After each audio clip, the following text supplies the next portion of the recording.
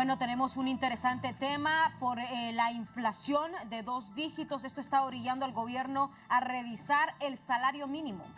Juan Carlos Barahona, Eunice López, buenos días. Buenos días, Aldo. Buenos días, Jackie. En efecto, a finales de la administración anterior se llegó a un acuerdo entre el sector oficial o con la mediación del sector oficial, porque esta es una negociación entre el sector obrero y los patronos, el sector empresarial, para definir el porcentaje de aumento o de revisión al salario mínimo de los trabajadores hondureños, que finalmente redondeó el 8%, que eran los parámetros que en aquel momento definía la inflación. Sin embargo, el hecho de que la inflación ya alcanzó los 2 dígitos, esto orilla a replantear, a revisar de nuevo el salario mínimo de los trabajadores hondureños. El gobierno de la República ha insinuado que estaría en la disposición de convocar a las partes para que se revise el salario mínimo acorde a la forma como la inflación se ha disparado. Sin embargo, y es algo que vamos a definir y a revisar también con José Luis Baquedano, a quien tenemos ya en línea, si esta especie de salvaguarda ya estaba contemplada en la negociación, es decir, que si la inflación subía, alcanzaba los 2 dígitos, automáticamente también se revisaba el salario mínimo de los trabajadores hondureños. En principio, ¿qué es lo que realmente el gobierno de la República abre de cara a lo que sería una revisión del salario mínimo?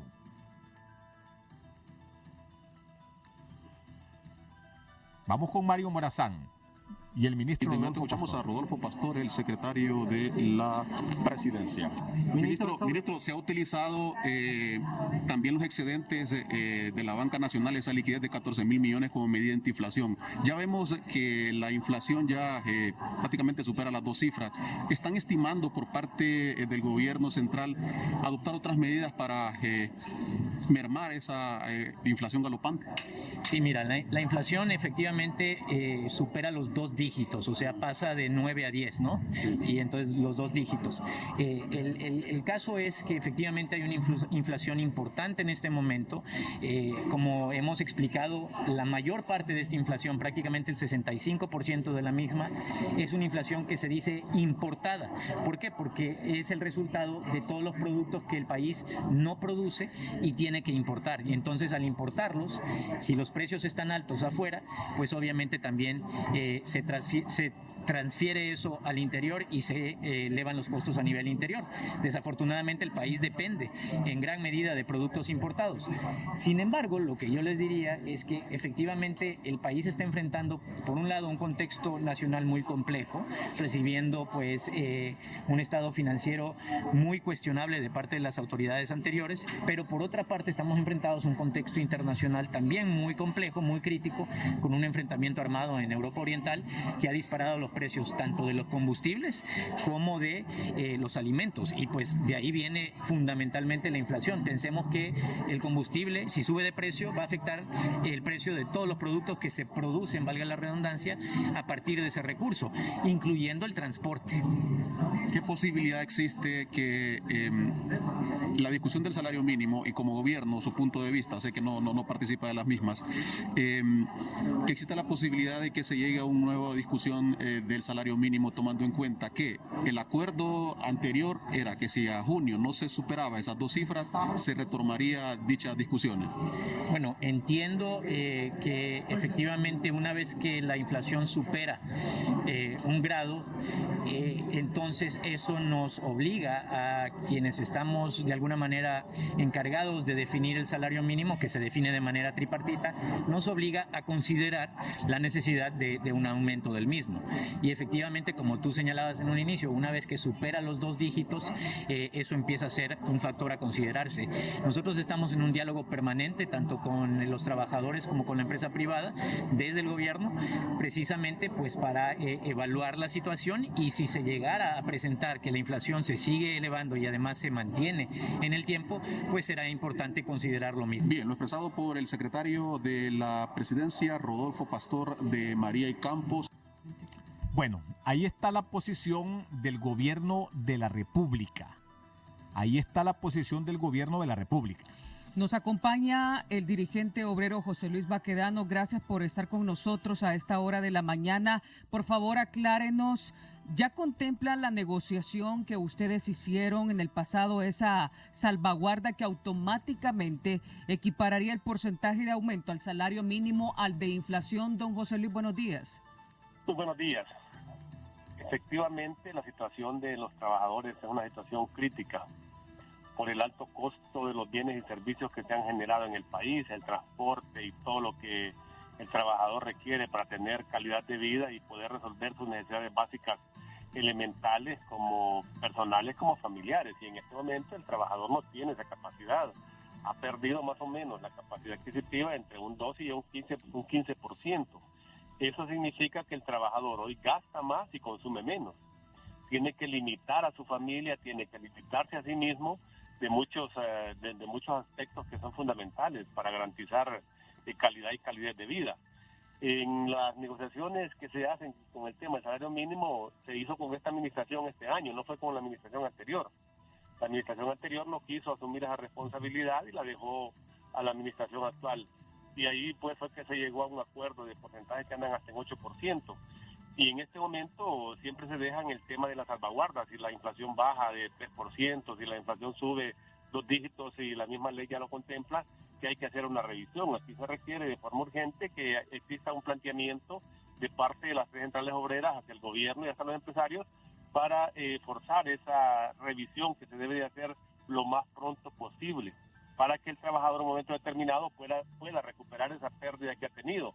Los empresarios tienen que estar conscientes y tienen que ser responsables también en ese sentido, que el trabajador requiere por lo menos tener garantizada la canasta básica, y en este momento ni siquiera eso tiene garantizada, ni siquiera la seguridad alimentaria. Entonces esperaríamos que el gobierno, que es el responsable, que es el ente que tiene que hacer la convocatoria de las partes para tener los acercamientos, lo haga lo más pronto posible a través de la Secretaría de Trabajo.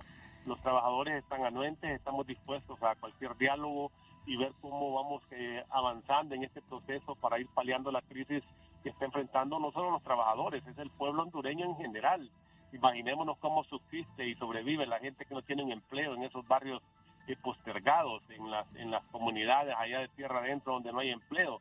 Todo eso tiende a empobrecer más a la población hondureña y generar más miseria y más pobreza en el país. Sí.